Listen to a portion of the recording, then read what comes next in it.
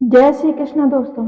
आज मैं लेके आई हूँ आशा दशमी की पौराणिक व्रत कथा। आशा दशमी की पौराणिक व्रत कथा जो भगवान श्री कृष्ण ने अर्जुन को सुनाई थी।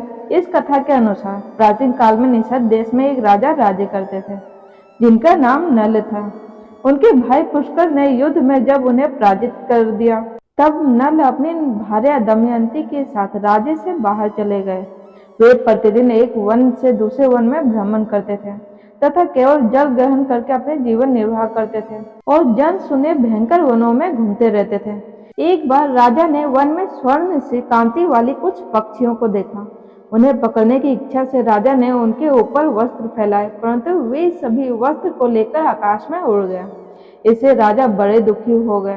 वे दमयंती को गहरी निद्रा में देखकर उसे उसी स्थिति में छोड़कर वहां से चले गए। जब दमयंती निद्रा से जागी तो उसने देखा कि राजा नल वहां नहीं है। राजा को वहां ना पाकर वह उस घोर वन में हाहाकार करते हुए रोने लगी। महान दुख और शोक से संतप्त होकर वह नल के दर्शन की इच्छा से इधर उधर भटकने लगी। इसी प्रकार कई दिन बीत गए और भटकते हुए वह एक चेदी देश में पहुंची। दमयंती वहां उन्मत्त से रहने लगी। वहां के छोटे छोटे शिशु उसे इस अवस्था में देख कौतूकवश घेरे रहते थे। एक बार कई लोगों में घिरी हुई दमयंती को चेदी देश की राजमाता ने देखा। उस समय दमयंती चंद्रमा की रेखा के समान भूमि पर पड़ी हुई थी। उसका मुखमंडल प्रकाशित था। राजमाता ने उसे अपने भवन में बुलाया और पूछा, तुम कौन हो? इस पर दमयंती ने लज्जित होते हुए कहा, मैं विवाहित स्त्री हूँ। मैं ना किसी के चरण धोती हूँ, ना किसी की उच्छिष्ट भोजन करती हूँ। यहाँ रहते हुए कोई मुझे प्राप्त करेगा तो वह आपके द्वारा दंडनीय होगा। देवी, इसी प्रतिज्ञा के साथ मैं यहाँ रह सकती हूँ। राजमाता ने कहा, ठीक है, ऐसा ही होगा।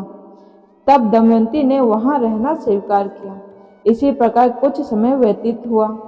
फिर एक ब्राह्मण दमयंती को उसके माता पिता के घर ले आया, किंतु माता पिता तथा भाइयों का स्नेह पाने पर भी पति के बिना वह बहुत दुखी रहती थी। एक बार दमयंती ने एक श्रेष्ठ ब्राह्मण को बुलाकर उससे पूछा, हे ब्राह्मण देवता, आप कोई ऐसा दान एवं व्रत बताएं जिससे मेरे पति मुझे प्राप्त हो जाए।